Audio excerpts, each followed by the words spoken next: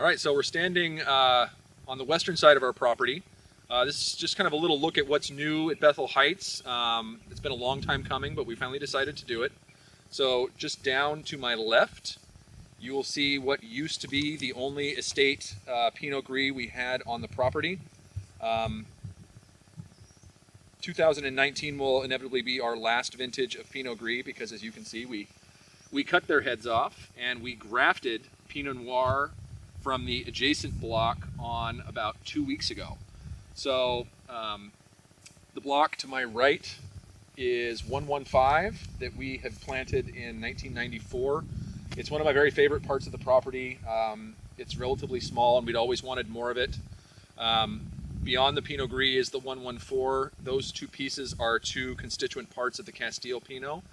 And I think the Pinot Gris sitting right in between had always sort of left us wondering I wonder what's going on in between there. I loved making Pinot Gris and part of me will miss it, but this really seemed like an opportunity to again see what our property can express in between two of our favorite blocks through the lens of Pinot Noir. So we were just standing in the West 115 looking at the newly grafted Pinot Gris. We've moved east on the property and now we're standing in the West 777, lovingly referred to as the shed block because we're right next to one of our utility sheds. And I wanted to show you guys as sort of the other component of the Casteel. So this was originally 108 clone Chardonnay, planted in 1977. It was grafted in 2000 over to the West 777. As you can see, this probably wasn't the best grafting job that could be done. But you can see the cut they'd actually made with the chainsaw. So we've just looked at recently grafted vines.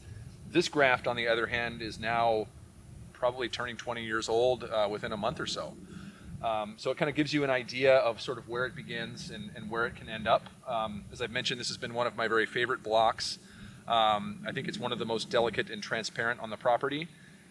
It's also one of our hardest hit by phylloxera, and so we went through the sort of agonizing decision is, do we sort of wholesale tear everything out at once and replant, or do we begin, if one vine comes out spaced 8 feet apart, do two more simply go in its place?